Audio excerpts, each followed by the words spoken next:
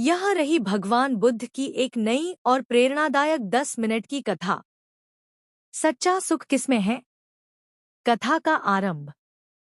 एक बार भगवान बुद्ध अपने शिष्यों के साथ श्रावस्ती नगर के पास विहार में ठहरे हुए थे। वहां पर एक बहुत धनी व्यापारी रहता था। उसका नाम था अनाथपिंडक। उसके पास धन, मान सम्मान और सेवक सब कुछ था, फिर भी वह भीतर से बहुत बेचैन रहता था।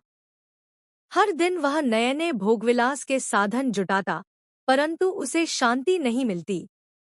एक दिन उसने सुना कि बुद्ध नामक एक सन्यासी हैं, जो सच्चे सुख का मार्ग बताते हैं। उसने निश्चय किया कि वह बुद्ध से मिलने जाएगा। सच्चे सुख की खोज। अनाथपिंडक बुद्ध के विहार पहुंचा। उसने देखा, बुद्ध एक वृक्ष के नीचे बैठे हैं। चेहरे पर अद्भुत शांति है और चारों ओर पूर्ण मौन। वह बोला, भगवन, मेरे पास सब कुछ है, फिर भी मैं सुखी नहीं हूँ। मैं हर दिन नए साधन जुटाता हूँ, लेकिन मन में खालीपन रहता है। कृपया बताइए, सच्चा सुख कहाँ है? बुद्ध का उत्तर।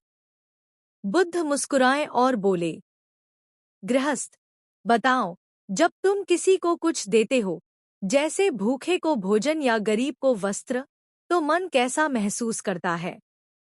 अनाथपिंडक बोला, तब तो मन बहुत हल्का और प्रसन्न हो जाता है।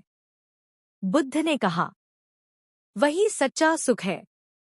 जो सुख देने में है, वह पाने से कहीं अधिक गहरा होता है। भोगों से सुख क्षणिक मिलता है, लेकिन करुणा और दान से जो आनंद आता है, वह स्थायी होता है। करुणा की परीक्षा। बुद्ध ने फिर एक दिन अपने शिष्यों को लेकर पास के गांव में भिक्षा के लिए गए। वहां एक बहुत गरीब स्त्री थी, सुजाता। उसके घर में केवल एक मुट्ठी चावल था, पर उसने वही भगवान बुद्ध को भिक्षा में दे दिया। शिष्य सोचने लगे, उसे तो खुद खाने के लिए कुछ नहीं बचा, फिर भी सब कुछ दे दिया।